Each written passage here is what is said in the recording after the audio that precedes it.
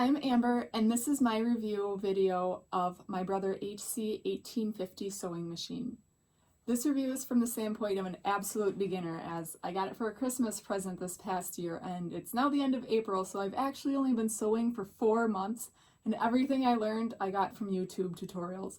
So if something's not 100% right or my language isn't quite there, I apologize ahead of time, but overall, this machine has been a really good teacher for me as well. It is not a very basic machine, but it's still simple enough where I can learn techniques, and it's still very forgiving if I do make a mistake. So personally, I'm in love with this machine. I think it is a great beginner's sewing machine, and it's got enough options that I feel like I'm not going to outgrow it for years if I stick with just sewing. Now, I do want to try embroidery, so I've been browsing embroidery machines, but overall, as just a sewing machine, if I never felt like I wanted to do embroidery, I don't think I'd ever need another machine after this one, since it has so many different options to it. Going into the options and functions that the machine does have, it has 170 stitches built in, as well as 55 alphanumeric stitches for monogramming your initials or your name into things. The machine has multiple speed settings, so I started off with just plunking along at speed 1 because I was really scared I was going to, slide all over the place, and within a day I was able to work myself all the way up to full speed, and this thing cruises when it's on full speed. I love it. Your attention settings are up here. It has an automatic needle up, needle down button. Your reverse button is right here. All your bobbin winding stuff is up here. Really simple and easy to figure out. When I started sewing, I actually had no idea that you took a spool of thread and wound the bobbin. I thought you had to buy those separately, and I was really confused on why you could only find so many different colors of bobbins and how people got their top and their bottom threads to match. And then I found out about bobbin winding. Talk about embarrassing, right?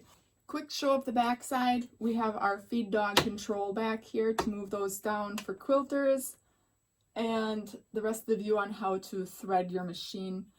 The feature that I really like, that even though I'm a beginner, I kind of understand the importance of already, is the automatic thread cutter. So when you're done pushing your work through, you can just slide it right up and trim those threads right away, so you don't have to pick up a scissors and cut those. A few other obvious things that come in the box: your power cord, your pedal foot. It also comes with 7 different kinds of presser feet, including a button foot, a buttonhole foot, fun accessories for quilters. There's the spring-loaded quilting foot, as well as a table extender, which just attaches right onto the end. You slide this portion off, and then this slides right on to extend your table out. Quick turning the machine on. The power is right on the side here. You can see the digital display screen. It's really easy to read the video, maybe not so much here, but I do plan on putting out in the future an actual in-depth how to use this machine video. This right now is just a review video, so I'm not going to get too in-depth on how to actually use this machine, but it is pretty basic. You have your stitch control here, and it will actually tell you what number presser foot to use with the stitch that you're doing. So all of these presser feet have letters on them, and it'll tell you for stitch number 32 you need presser foot N. So for a beginner, that's really helpful because, I can pick this stitch and I have no idea what it is. Turns out it's like an overcast stitch, and I have no idea how to do that. I just thought it looked cool for quilting, right? So that kind of helped me with the learning curve of what stitches do what, and what to sew where. Up on the side here, we have the length of our stitch and how wide our stitch is. So for this particular stitch, number 32, which we can find right here, is a decorative stitch, which is going to use our monogramming foot. Actually, foot N is the monogramming one, which you would think M would be the monogramming foot, maybe? but it's N. Here we can see it's set. All of our regular decorative stitches and the buttonhole feet stitches are here. And then we have our mirror stitches here. So to get to these numbers, we would just press our number here. And then our monogramming stitches, we would turn it to the A, and then we can use these numbers here to program into the machine, which the monogramming stitches will be in that future breakdown video of how to use the machine. So if you're in the future and that video is available, I'll go ahead and link that so you can watch it. Now in the title of this video, I said this is my 100-hour review. So I've been sewing a ton these past 4 months with this machine. And even though I was an absolute beginner when I started, this machine has almost 100 hours on it. During our pandemic days, which at this point are still going on, I've sewn over 1,000 masks using this machine. I was able to come up with a modified pattern. I have tons of those videos to show sewing on the machine if you're interested as well, and how it actually performs under various conditions like pleats, just straight sewing, chain stitching, things like that. I've done a lot with, I used buttonholes during that. I've also made a lot of other projects even before I made 1,000 masks.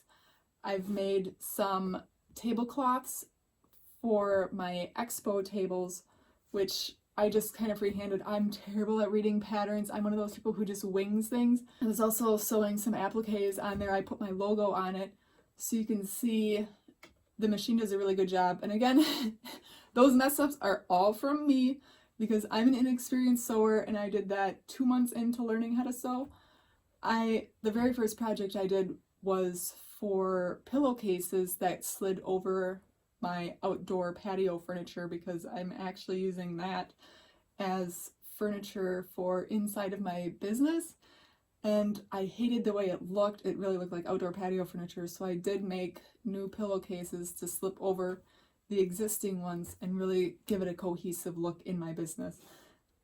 I can't leave a review without talking about the negatives of the machine, and the only one that I can really think of or come up with, because this is my first machine, I don't know anything about them to begin with. I'm going to be happy with everything as long as it sews, but the one thing I did notice is it does not come with a dust cover or a carrying case. So if you need to take it in for maintenance, or you're going to your quilting club, you have to carry the machine, and there is a handle on the back. But I managed to find at Hobby Lobby a regular craft box to store your crafting supplies in, and it fits in here absolutely perfect. It just kind of slides down the sides here, and it is the perfect size to fit inside of one of these carrying cases. It's got the wheels on the back, so for an additional $50 you have to spend to get a carrying case to go with your machine. It's not terrible, but I feel it is something that should come standard with machines.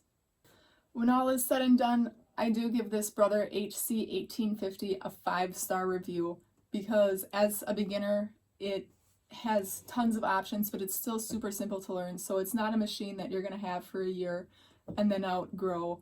You're going to be able to grow with this machine, and it's going to inspire you to be a better seamstress.